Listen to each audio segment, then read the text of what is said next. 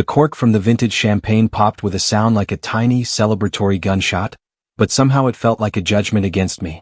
I was still clutching my university diploma, the leather cover still warm from my trembling hands. 6 years of sleepless nights, of writing code while my classmates slept, of pouring my genius into the Nexus operating system while my stepfather whispered promises of partnership. All of it hung in that moment like a sword suspended above my head. I watched Philip Vance, my stepfather, raise his crystal flute with practiced elegance. His eyes glittered with the kind of pride that never quite reached his soul, the pride of a collector admiring a stolen painting. The private room at Castellano's was exactly the kind of place where important people celebrated important things. Important to them anyway. "I've made a decision," Philip announced, his voice cutting through the murmur of investors and family friends like a blade through silk. The room quieted with the reverence reserved for men with money and power. "Tonight, I'm announcing that Dustin Vance will assume the position of Chief Technical Officer of Vance Tech, effective immediately." My stepbrother stood, swaying slightly, his tuxedo hanging on him like borrowed clothes on a child playing dress-up. He'd barely passed remedial accounting. Barely. His sloppy thumbs up to the room drew indulgent laughter from the crowd. Dustin's incompetence was apparently charming when filtered through the Vance family name. The insult hit me like a physical punch, knocking the breath from my lungs. But Philip wasn't finished. He never was. He turned his cold gaze directly to me, and the temperature in the room seemed to plummet. When he spoke again, his voice was softer, which somehow made it worse. "Owen, I need to be clear about something. We've reviewed your performance over these past 6 years. Frankly, you're emotionally reactive, unstable, and frankly, we're doing you a favor by cutting you loose. I want your belongings out of the house by sunrise. You are officially unwelcome here and unhireable anywhere else." The words landed like stones, each one heavy with finality. My mother, Carol, made a small, choked sound, like something precious had broken inside her. But she didn't look at me. She simply watched the condensation drip down her glass, as if the rivulets of water were infinitely more interesting than her own son's public crucifixion. Her silence was louder than any scream. "I am Owen Sterling, 24 years old, and in the span of a few dozen words, my entire future had been vaporized by the man who was supposed to be my father. For 6 years I'd been Philip's secret weapon. While he played the visionary CEO at conferences and golf clubs, I was in the basement server room, writing the code that made everything work. The Nexus operating system was my masterpiece, elegant, powerful, secure. It was the architecture upon which he built Vance Tech into a multi-million-dollar empire. Every dollar of growth, every major contract, every moment of success could be traced back to my fingers on the keyboard. He'd promised me the CTO role. More importantly, he'd promised me enough equity to clear the $85,000 in student debt that had become a weight around both Eliza's and my necks. She'd borrowed half of it in her own name, believing, as I did, that Philip's word was worth something. That family meant something. The truth was simpler and more bitter. He feared my intelligence. And he preferred Dustin's easy obedience. I didn't say goodbye to anyone at that restaurant. Not because I was dramatic, but because no one, not even my mother, met my eyes. I walked out into the night, leaving behind the smell of filet mignon and the metallic taste of betrayal on my tongue. The cold air hit my face like a confession, shocking and brutal and honest in a way nothing inside those walls had been. I called Eliza as I started walking. My voice was rough, strangled with shame. "He's giving the CTO position to Dustin," I heard myself say. "He told me I'm unemployable. I have until sunrise to get out of the house." She cried. I heard the sharp intake of her breath, the way her voice cracked. But her first words weren't about the money we'd both been counting on. "Owen, are you okay? I hate that man. Just come home. Please." Her unwavering support was the only thing that kept me from collapsing on that cold sidewalk. It was the rope thrown to a drowning man. I started walking the 3 miles back to the apartment Eliza and I shared, knowing I had less than 6 hours to pack up my entire life and face an uncertainty so vast and terrifying it had no edges. But as I walked, my mind, trained in systems analysis, in seeing patterns where others saw chaos, began to work. That's when I understood something crucial. Philip had used the ultimate con. He'd made me dependent on him while simultaneously devaluing my greatest strength. He'd forced me to sign over complete intellectual property rights to the Nexus system, claiming it was merely standard boilerplate. Then he'd used those rights as collateral for the promises he had no intention of keeping. My revenge couldn't be a childish outburst. It couldn't be messy or emotional or reckless. It had to be a masterpiece. I heard the footsteps before I saw her. Light, quick footsteps behind me on the quiet street. I spun around, ready to defend myself, only to find a woman in her 50s standing 10 feet away, impeccably dressed in a charcoal coat, her dark hair pulled back with silver-threaded precision. Victoria Holt. I recognized her immediately. She was a corporate analyst whose byline appeared regularly in financial news. She advised Vance-Tek's biggest clients. She was exactly the kind of person who usually looked right through someone like me. "Mr. Sterling," she said, and her voice carried the weight of someone accustomed to being listened to. "You helped me fix my car's diagnostic system this morning. You refused payment, saying you value integrity. I watched your stepfather commit grand theft and emotional abuse just now. He's a monster." I couldn't speak. I just stared at her, waiting for the punchline, waiting for her to laugh, waiting for this to somehow make sense. "I need people who build things," Victoria continued, stepping closer. "Philip Vance is a taker. He takes credit, takes opportunities, takes futures. I represent Apollo Analytics, Vance-Tek's main competitor. We're desperately searching for someone with your kind of technical genius.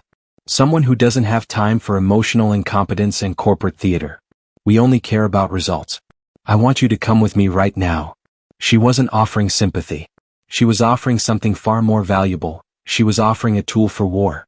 She recognized my potential when my own father had spent 6 years dismissing it. I felt something shift inside me, cold, clear, and crystalline. It was clarity. It was purpose.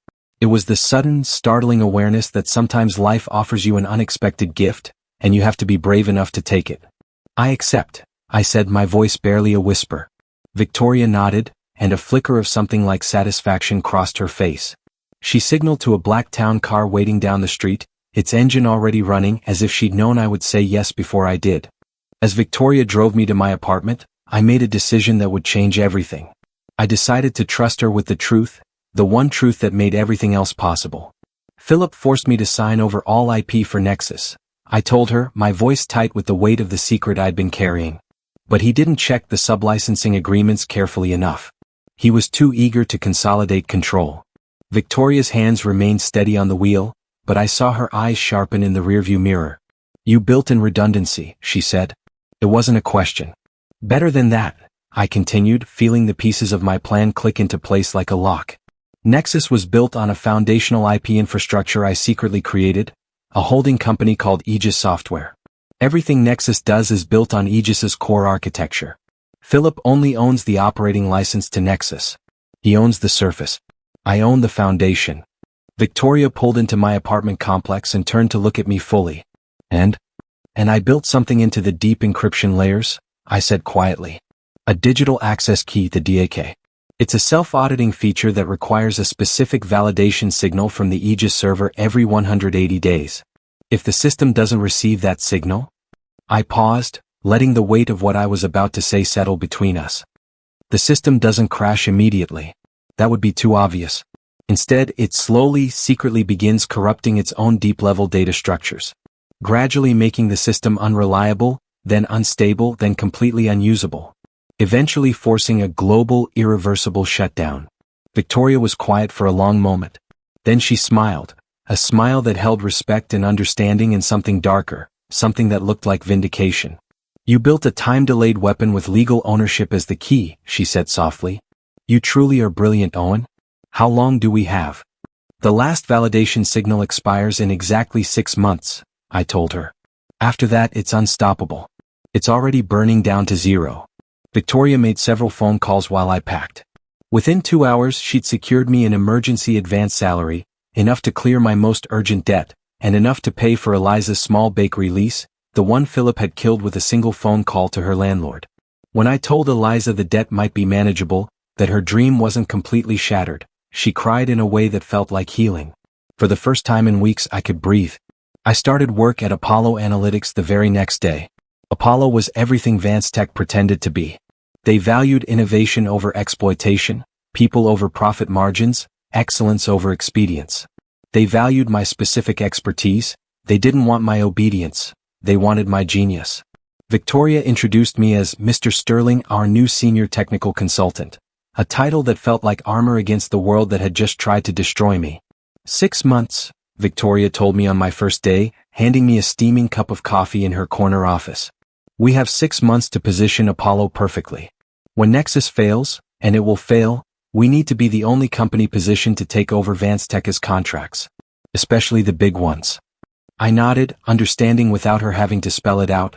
This would be the perfect revenge because it would be entirely legal, entirely justified, and entirely deserved. 3 weeks into my new role, Philip called my mother. I didn't find out until she called me, her voice tight with fear. He says you stole company property, Carol said, and I could hear Philip's voice in the background barking instructions. He's threatening to cut off my allowance if you don't return your research notes. Owen, please just send them back. I can't. I don't know what I'd do without. She trailed off, and in that silence, I understood the true cost of her choices. She had chosen security over integrity, comfort over her son's well-being. But I also heard the fear in her voice, the fear of a woman who'd built her entire life on someone else's foundation. Mom, I said gently, I'm going to take care of this. But I'm not sending those notes back. Those notes document my work. They're proof of what I built. I need them. She didn't argue after that. But she didn't say goodbye either. Then came Philip's real attack. It was calculated, vicious, and almost worked. He contacted the university's financial aid department, fraudulently claiming that the original debt agreement was void, that his promise to cover it was never binding, that it had expired. This wasn't a petty insult, it was financial terrorism. Within days, I received a letter demanding immediate repayment of the full $85,000. The fear that consumed me was unlike anything I'd felt before. This wasn't about my pride or my job. This was about Eliza's future, about the bakery, about the life we were trying to build on the ashes of the one Philip had destroyed.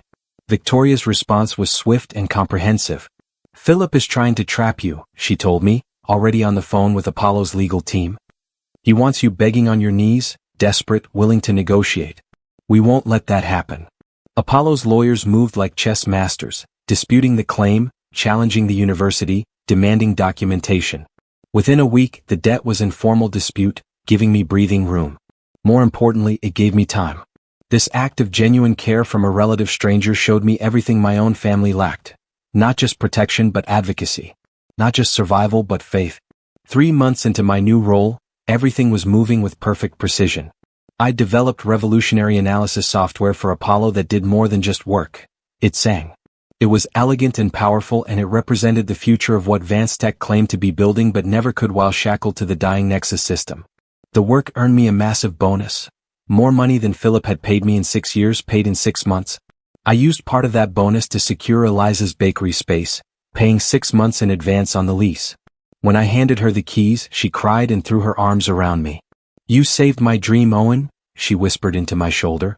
You really saved it. That moment, the return of hope, was the true victory.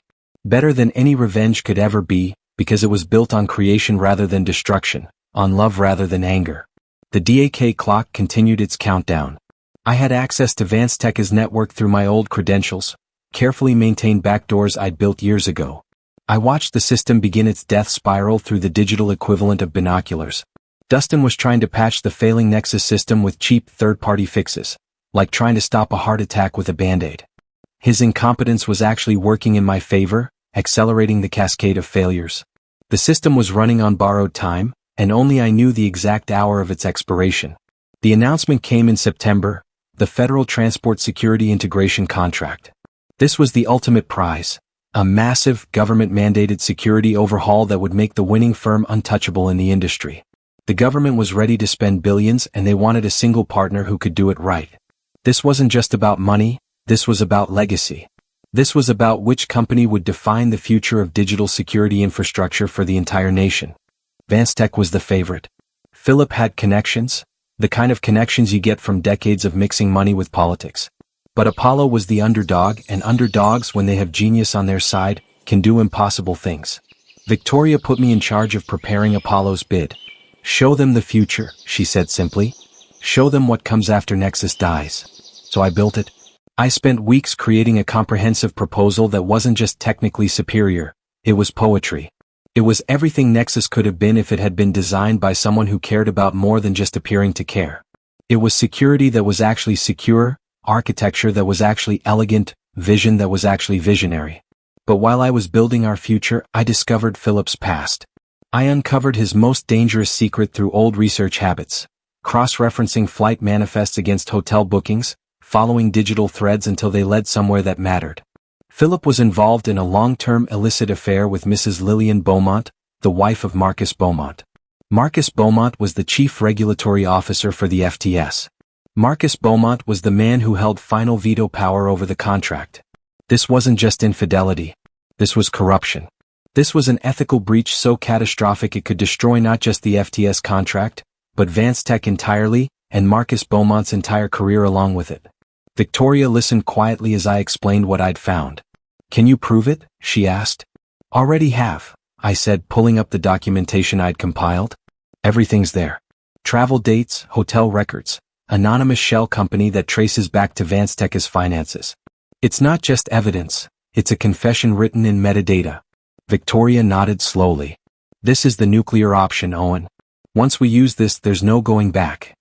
"I know," I said. "But it's not about revenge anymore. It's about justice. About making sure that what he did doesn't win." The DAK clock was down to 1 week when Philip called. He didn't call to apologize. He called to threaten. "I know you're working for Apollo, you disloyal traitor," he snarled. "I'm going to sue you for violating the non-compete clause, and I will make sure you lose everything. Your job, your apartment, that bakery lease your girlfriend's been bragging about. I will burn it all down." I could hear the desperation underneath the rage. I could hear a man who was beginning to understand that his kingdom was built on sand. "Consult your legal team, Philip," I said, my voice steady and calm in a way his never was. "They'll tell you the non-compete clause is tied directly to the CTO contract you invalidated when you gave the position to Dustin instead of me. The contract is void. The non-compete is void. You have nothing." I hung up before he could respond, leaving him sputtering in impotent rage. The FTS contract award ceremony was held at the Federal Building downtown on a Tuesday morning that felt like the hinge point of the world. I was there as Apollo's lead technical consultant, standing discreetly behind Victoria. Beside me, Eliza held my hand. She'd asked to be there, and I needed her to be there, needed her to see what we'd built rise from the ashes of what he'd destroyed. Philip and Dustin swept in with the confidence of men who didn't realize they were walking into a trap that had been set months ago. They held court with government officials, shaking hands, accepting congratulations that hadn't been earned. Dustin kept checking his phone, which told me the Vance Tech system was already throwing error messages. The massive presentation screen flickered. Minor glitches at first, the kind of technical hiccups that could happen to anyone. But they weren't accidents. They were the first visible signs of the DAK failure, the first cracks in the wall. Dustin tried to tap the screen, muttering, "Just a minor display bug." But everyone in the room could see that it was more than that. Mr. Beaumont took the stage, and I could see the weight he was carrying. The exhaustion. The fear. A man whose personal life was about to explode in front of the most powerful people in the government. Victoria leaned close to me. "Are you ready?" I squeezed Eliza's hand. "Ready." Victoria requested permission for Apollo to present one final unscheduled audit point. Mr. Beaumont looked tired and anxious, but he reluctantly agreed. Victoria nodded to me and I stepped forward, holding a sleek silver USB drive. This was it. This was the moment where everything I'd been building for 6 months finally crystallized into something real, something undeniable. Philip immediately stood up, his face flushing red. He rushed toward the podium like a man watching his house burn down. "Security? Remove this man. He's a disgraced former employee. He has no clearance here." A security officer approached me. I looked straight at Philip, pulled out my FTS clearance credentials, quietly renewed through Victoria's connections, and placed the silver USB drive into the podium slot. The lights dimmed. The screen went black. Then it flashed with a single line of code, stark and terrifying. "DAC key failure. System lockdown imminent." The countdown appeared beneath it. 6 days. 5 hours. 17 minutes. I spoke clearly, my voice carrying throughout the silent room with the weight of truth. "Philip Vance does not own the Nexus system," I said, each word deliberate and precise. "He only owns an operating license for technology one designed, built, and legally owned through Aegis Software. That operating license expired precisely 1 hour ago. I triggered the digital access key, a failsafe I built into Nexus's core architecture, this morning at dawn. Vance Tech cannot fulfill this contract because their core technology is currently in an irreversible failure state. It will be completely non-functional within 6 days." Dustin stared aghast. His mouth opened and closed like a fish on dry land. I brought up the next slide. Detailed documentation of Philip's affair with Mrs. Beaumont. Flight records. Hotel reservations. A timeline that was undeniable and devastating. The ethical breach that had corrupted the entire bidding process. Mr. Beaumont, seeing the public exposure of his wife's infidelity, looked like he might faint. He actually gripped the podium as if it was the only thing keeping him upright. This contract was never about capability, I continued. It was about corruption. Vance Tech won this bid not because they're the best, they're not. They won because their CEO was using an affair with the chief regulatory officer's wife as leverage. This entire process has been compromised. Mr. Beaumont slammed his gavel down with the force of a man breaking something inside himself. Contract disqualified. Vance Tech is under investigation effective immediately. I demand a full criminal inquiry into fraudulent claims and ethical violations. Victoria stepped forward smoothly and accepted the FTS contract on behalf of Apollo Analytics. The room erupted in chaos. Phones ringing, people shouting, security moving in multiple directions at once. I didn't look back at my stepfather or my stepbrother. I didn't need to see Philip stagger backward, clutching his chest, his mask of the successful CEO completely shattered. I didn't need to watch Dustin's face crumble as he realized his meaningless promotion had cost him everything. I walked out of that arena with Victoria on one side and Eliza on the other, my head held high, the massive, crippling weight of the past finally gone. The weeks that followed were not about revenge. They were about building. Apollo invested in my research. With Nexus completely defunct and Vance Tech scrambling to stay relevant, Apollo became the obvious choice for every major contract. I didn't have to do anything. The system I'd built 6 months ago did all the work for me, not through destruction but through excellence. My mother called me 2 weeks after the ceremony. Her voice was different, clearer, as if she'd been living underwater and had finally surfaced. I left him, Carol said simply. I packed a bag while he was at his lawyer's office. I've moved into a small apartment. I'm starting over. Mom, I said, and I meant it with every part of my being, I'm proud of you. I'm proud of you too, she replied. I'm sorry it took me so long to say it out loud. We talked for an hour. It wasn't a resolution. Some broken things don't fully heal, but it was a beginning. Eliza's bakery opened 3 months later. I stood at the back of the space while she arranged fresh croissants in the display case, her hands steady and sure, a dream that had once seemed impossible now completely real. She looked up and caught me watching, and she smiled in that way that made me remember why I'd fought so hard in the first place. Thank you, she said. For what? For never giving up, Eliza replied. For fighting not just for revenge but for us. For something better. I pulled her close, and in that moment, surrounded by the smell of fresh bread and possibility, I realized something profound. The best revenge isn't the one you carefully plan. It's the life you build afterward. It's the success that comes not from destruction but from creation. It's the future you earn through your own brilliance and hard work, free from the shadow of someone else's betrayal. 6 months later I received a letter. It was from Marcus Beaumont. He was divorcing his wife, stepping down from his position, and rebuilding his life with the same careful precision I'd used to rebuild mine. I wanted you to know, he wrote, that you were right to use the truth as a weapon. Truth is the only weapon that actually matters. I was complicit in corruption because I was afraid, because I was comfortable, because I told myself the comfortable lie was preferable to the difficult truth. You reminded me that some things matter more than comfort. I kept that letter on my desk. Not as a trophy but as a reminder that revenge and justice aren't always the same thing. But when you're fighting for something real, something worth fighting for, justice has a way of finding the right form. Apollo thrived. Vance Tech eventually collapsed under the weight of its own rot. Philip faced federal charges for fraud and corruption. Dustin faded into obscurity, his incompetence finally catching up with his privileged position. But I didn't spend my energy watching them fall. I spent it building. I promoted Eliza's bakery to a regional expansion. I developed 3 more revolutionary systems for Apollo. I mentored younger engineers who reminded me of myself, brilliant and hungry and desperate to prove their worth. And I did it all not out of bitterness, but out of genuine passion for the work. Because that's what Philip never understood. The best kind of revenge isn't about victory.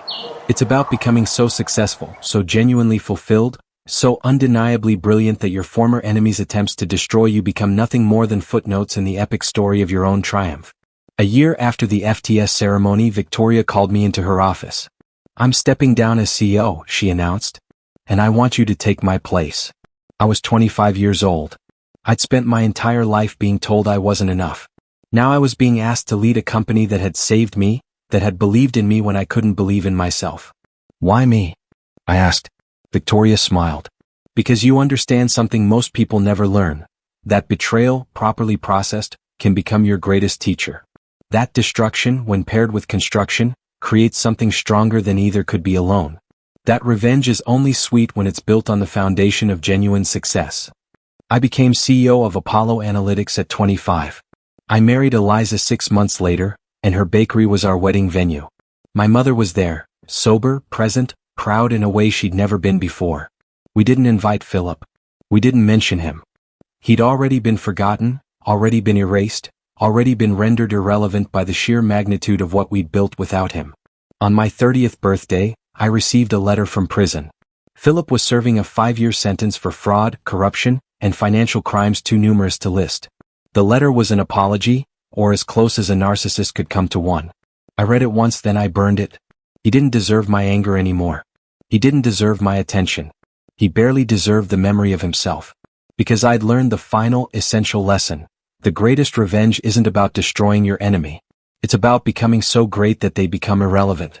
It's about building a life so magnificent, so full of meaning and purpose and genuine human connection, that the people who tried to diminish you become nothing more than characters in a story you tell about how you got here. Important only for the obstacles they provided, the lessons they taught, the resilience they forced you to develop. I am Owen Sterling, 30 years old now, and my life savings are mine because I earned them. My future is secure because I built it. My love is true because it was tested in fire and emerged stronger. And sometimes, late at night when I'm alone in my office at Apollo, I think about that moment on the sidewalk when Victoria appeared, that impossible, unexpected gift of a second chance. I think about how different my life would be if I'd turned her down, if I'd given up, if I'd let Philip's betrayal define my worth. But I didn't. And that, more than anything, more than the success, more than the vindication, more than the elegant technical beauty of the DAK system, is my greatest victory. I chose to build instead of destroy. I chose to create instead of collapse. I chose to become the architect of my own future rather than the victim of someone else's cruelty. In the end, that's what made me free. If you've made it this far, you understand, respect is non-negotiable. My worth wasn't defined by who gets the credit.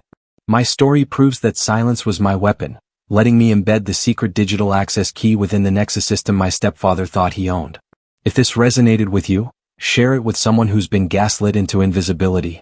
Tell them, your boundaries don't make you difficult. I didn't beg, I simply executed the system failure and revealed his affair, turning my humiliation into triumph. The revolution happens when you decide to write your own ending. Your worth was only ever waiting to be remembered. Have you ever had to prove your worth to a family that underestimated you? Share your story below.